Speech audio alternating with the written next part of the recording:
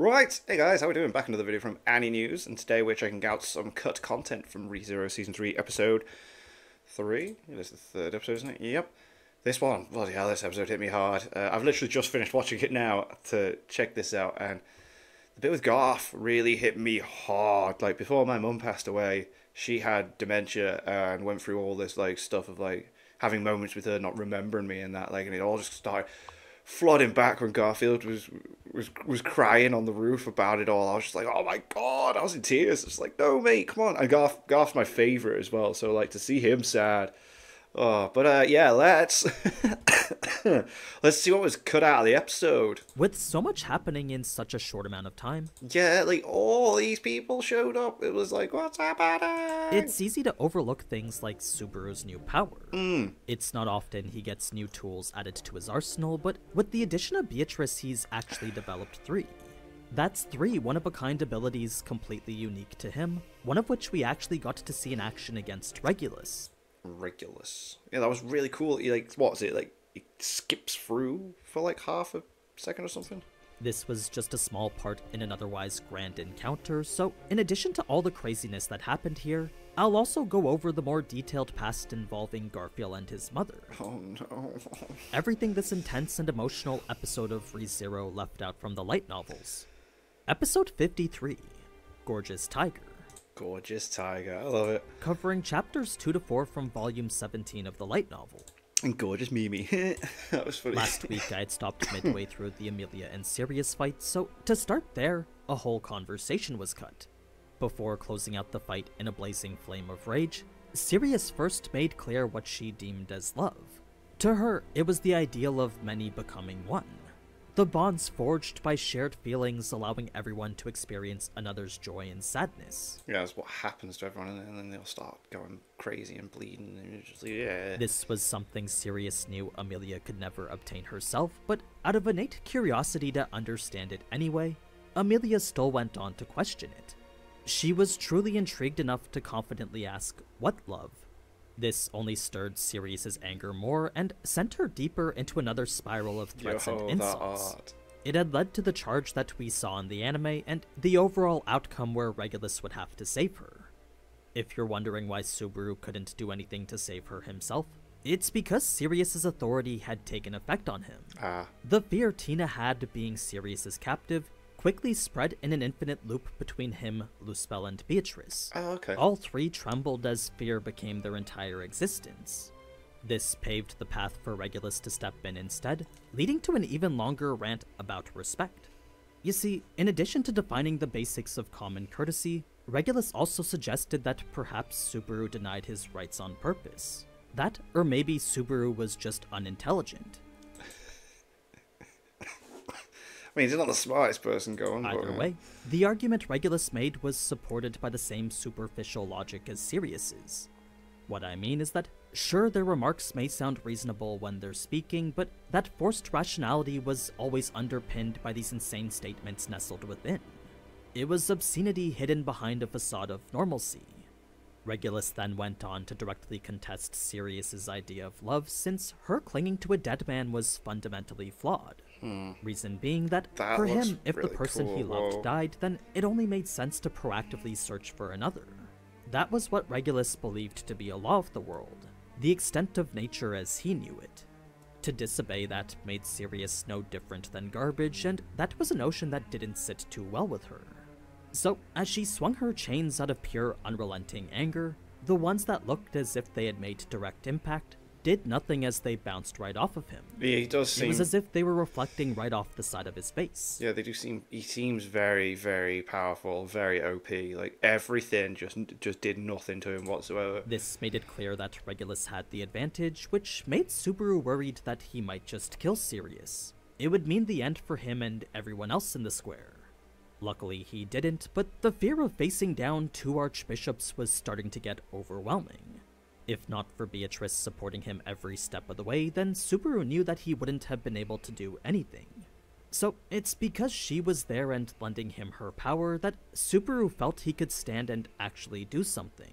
It was enough motivation to produce a somewhat decent attack on Regulus.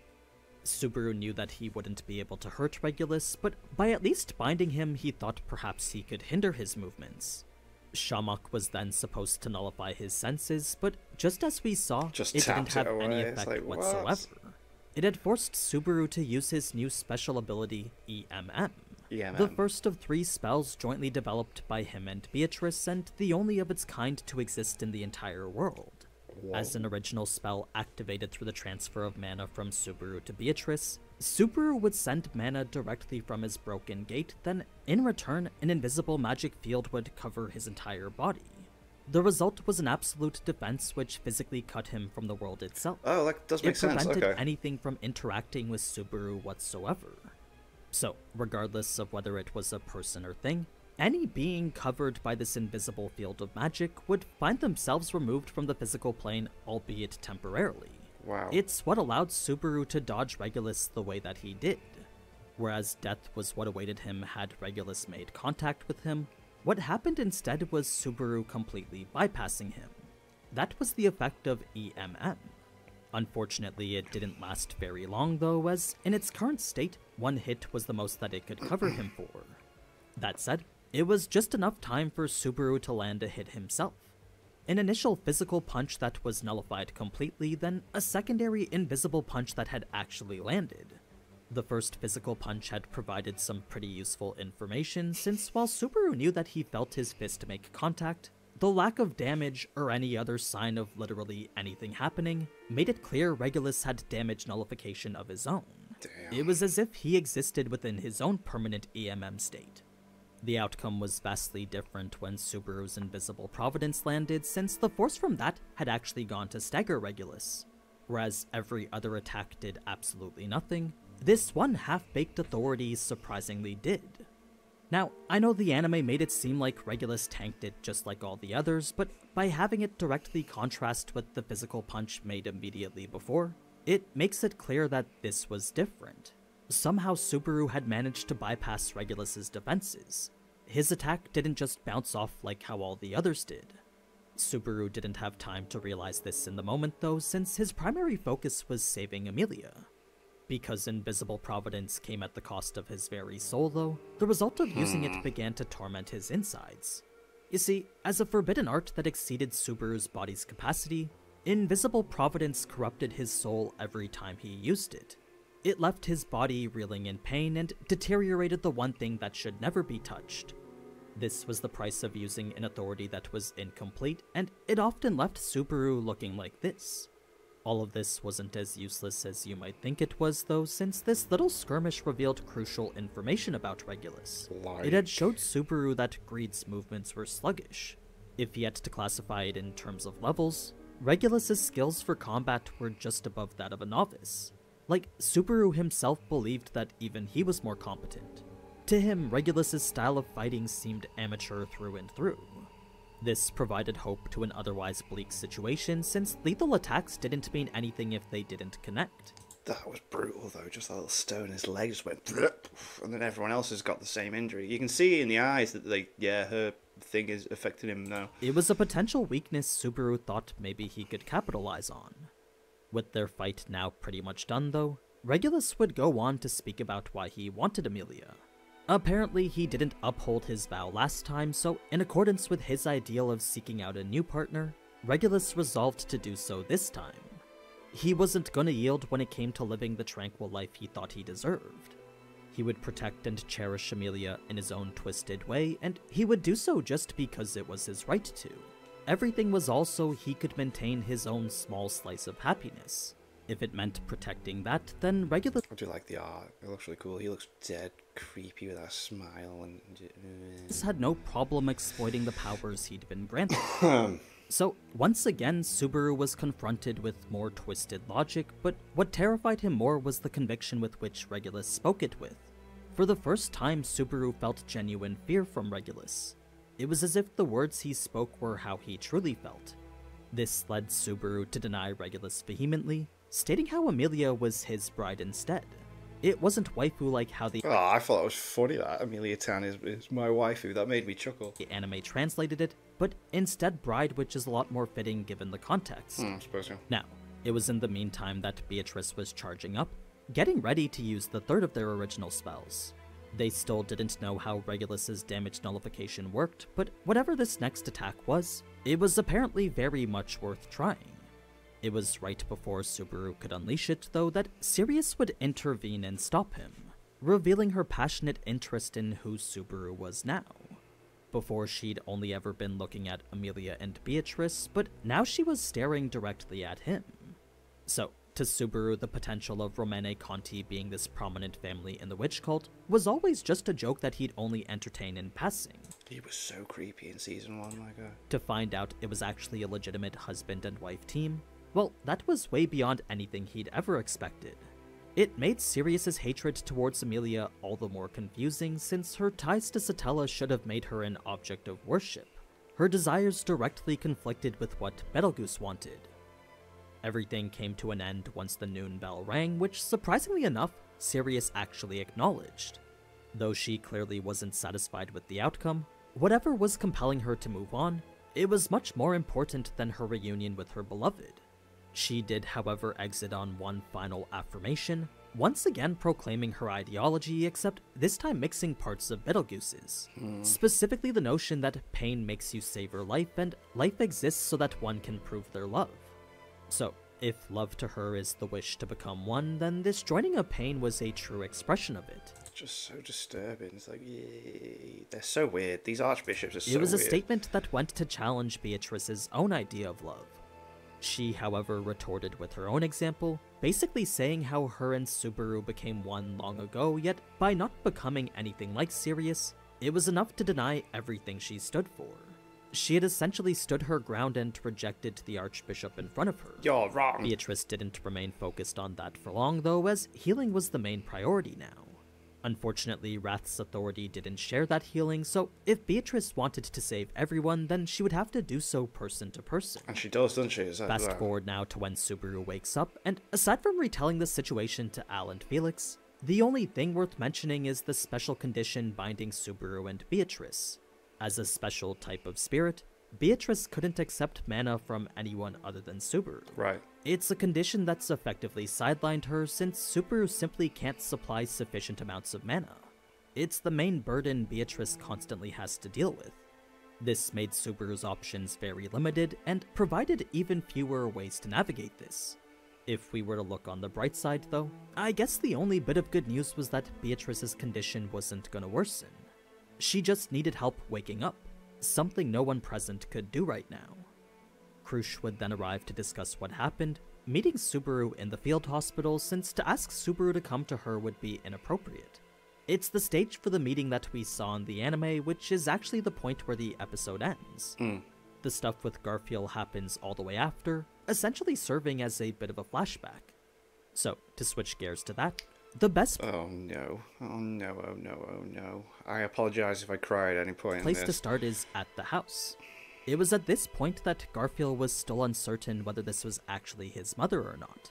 The last time he'd seen her was when he was just a baby, and the only reason he was even able to recognize her now was simply due to his vivid trial back in Sanctuary. Oh, of course, yeah. That made it clear that his mother died searching for their father, so as far as Garf knew, the reunion he truly desired was nothing more than a distant fantasy. To him, this Liara Thompson could not be Alicia Tinzel. She was just someone coincidentally identical. That's what Garfield wanted to think, but everything about Licia's behavior indicated otherwise. Oh, damn. It was then that Garfield would remember Licia's past, recounting every tragedy as it happened to her. So, it all started with her family's debt, leading her to be sold to slave traders while still a child. Those slave traders were then raided by demi-human bandits, and Licia would then become a slave to them instead. They would eventually abandon her after she became pregnant with Frederica, leaving her to be picked up by yet another group of bandits. It was then that she would give birth to Frederica, and that was a time that neither really spoke about. All Garfield knew after was that as soon as Licia became pregnant with him, that's when both her and Frederica fled to safety. It was the move which would result in her inevitable home at Sanctuary. So, this was the misfortune that was Licia's life, at least up until she was adopted by Roswell. To him, she was described as both mysterious and incomprehensible, a person who always kept her happiness close. The reason why was never made clear, but Roswell imagined it was the motivation keeping her going. These were the words Roswell shared one night when him, Garf, and Otto were drinking. Garfield's own impressions were a little bit different though, since for his mother to leave a peaceful place like Sanctuary, well, that just didn't make any sense to him. It made her seem like somewhat of an airhead. I'm loving this music in the background, by the way, as well. I'm a sucker for slow, stringy, orchestral, operatic stuff when there's... Especially since it was the decision which he thought led to their death. In the end, Garfield still didn't know what his mother was thinking back then, and more importantly, the source of her happiness still remained a mystery. They were burning questions he hoped at least one day he might be able to find an answer to. In any case, with Fred's sister constantly urging Garfield out, he didn't feel welcome until Fred himself said something. The way he's like, oh, we're not welcome, okay, I can take a hint. He came up and grabbed onto his sleeve, froze Garfield, and filled his head with regret. It made him question why he had even come here to begin with. The nail in the coffin was seeing the mutual love between Liara and her husband, which to Garfield was affection both unmistakable and unbearable. Perhaps it made him feel like he was being robbed of something that was rightfully his. Whatever it was stirring his emotions, the need to run away was so overwhelming that he didn't even realize he was dragging Mimi while doing so.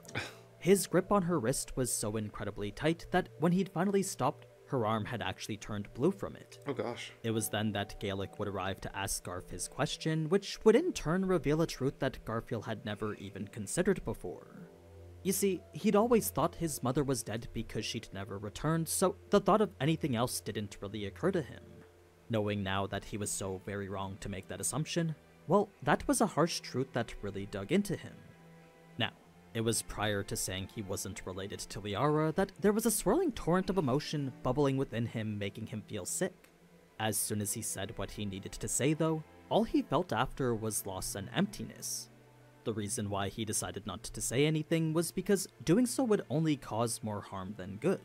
It wouldn't change the fact 15 years were spent with a different family, and it wouldn't change the fact that 15 years were lost as Licia. The only thing it would do is burden her with the guilt of knowing she left behind something precious. So, to put that burden not only on Liara but also her family too, well, Garf knew that that wouldn't be fair. His self-satisfaction didn't take priority over any of that. Sure, he alone would be the one to gain closure, but everyone else would go on to suffer. It was a burden he couldn't share, not even with Frederica or Ryuzu. So, in order to protect everyone else, Garfield knew the best thing to do was just abandon his own desires and do his best to keep everything to himself.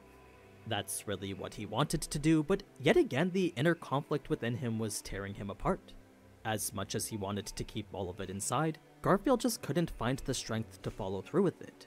It was a constant back and forth of him wanting to be the tiger he always thought he was, and the true emotion he couldn't keep contained anymore. Gorgeous tiger. In the end, his inner thoughts had turned into some pretty deep poetry.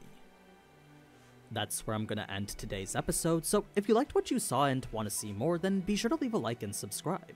If you missed the last episode, then you can watch it here, or if you want to see some Danmachi content, you can watch that here. Until next time though, ciao! Ciao. Damn. Some interesting stuff. It's great. I love it. ReZero. It's just... it's boss, isn't it? And it's cool to have more of an explanation on like the abilities and the powers and who's what and da-da-da-da. So that was boss. I'm really enjoying this season so far. What, 3 episodes in? It's only 8 though, isn't it? It's only 8 in total because that first episode was an hour and a half. So it makes me wonder if they do the same second core. But anyway, thank you. And I know he's done the Danmachi cut content, but I've not watched those first 2 episodes yet. So I'll probably do that within the next couple of days and then upload a reaction to the cut content video of Danmachi because I am looking forward to the new season of that as well. Thank you to my patrons. If you want to have your name at the end of every video and want to be able to watch Patreon-only reactions, such as the original Dragon Ball series, links in the description to the Patreon page. $1 a month is all I ask to help support the channel. It is greatly appreciated. Thank you for that. Thank you all for watching. What do you guys think of that? What do you guys think of this? Click like, subscribe if you haven't already. Leave comments down below. Let me know that I should watch and discuss in future videos. I'll see you guys next time.